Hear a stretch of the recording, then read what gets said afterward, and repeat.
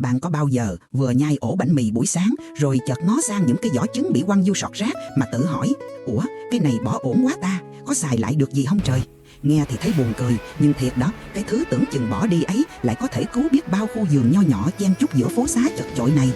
Trên con đường quốc lộ lúc nào cũng in ỏi tiếng xe, có một chiếc xe bánh mì cũ kỹ bé xíu nép bên lề đường.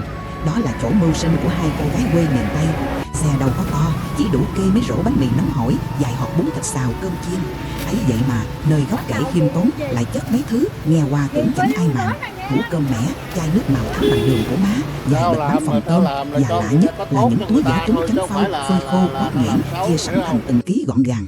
Người ta đi ngang thoáng nhìn chắc sẽ cười: trời đất, ai mà mua cái này trời. Nhưng mà thử nghĩ lại coi, một hộp lúa ra, nông dân phải đổ 9 giọt mồ hôi mới có. Người công nhân bao năm bán sức, đến tuổi về hưu chỉ mong có cái giường con ngồi ngắm nắng chiều mà cũng khó. Vậy thì còn lại cái ban công, góc sân nhỏ hay chậu cây kiểng bên hiên. Ở đó chỉ cần vài cọng rau, một khóm hoa cũng đủ thành niềm vui.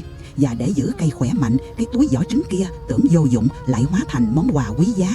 Trong vỏ trứng có canxi, có magie, có cả kali, toàn thứ cây cần. Gieo xuống đất rễ chắc hơn, lá xanh mướt hơn, hoa bền màu hơn.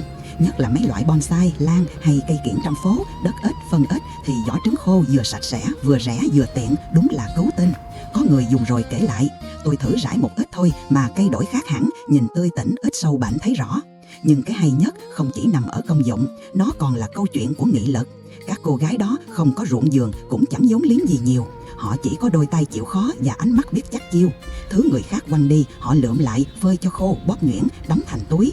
Ngồi bên xe bánh mì, họ chẳng hề rao to, cũng không làm màu, chỉ lặng lẽ bày ra như gieo thêm một tia hy vọng rằng sẽ có ai đó hiểu, sẽ có ai đó trân trọng công sức nhỏ nhoi này. Nói cho cùng, hạnh phúc đôi khi chẳng ở đâu xa. Nó có khi chỉ là một dàn hoa giấy trước hiên, một chậu mai tứ quý đặt góc sân, hay vài thùng xốp rau xanh ngất ngoài ban công. Ngắm cây lớn từng ngày, lá vươn ra, hoa nở rộ cũng đủ để lòng người thấy nhẹ. Và nếu trong cái hạnh phúc đó có thêm phần góp mặt của vài túi vỏ trứng nhỏ bé mà ý nghĩa, thì mình có tiếc gì đâu mà không thử. Người quê thường bảo biết trân quý từng hạt gạo, từng giọt mồ hôi thì đời mới bớt nhọc nhằn. Cũng vậy thôi, tận dụng vỏ trứng, vừa giảm rác, vừa làm đất giàu, vừa gieo thêm chút niềm tin xanh. Một việc nhưng cây có lợi, môi trường được lợi mà lòng người cũng thêm ấm.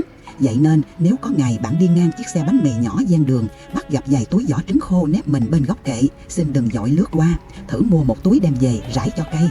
Biết đâu hoa sẽ nở rực rỡ hơn và bạn cũng thấy lòng mình nhẹ tên, vui hơn. Bởi trong cái túi nhỏ bé đó không chỉ có vỏ trứng mà còn có cả giấc mơ lặng lẽ của những phận quê nghèo. Dẫu khó khăn vẫn ngẩng mặt sống, vẫn tự mình vươn lên bằng chính bàn tay. Cảm ơn vì đã xem hết video.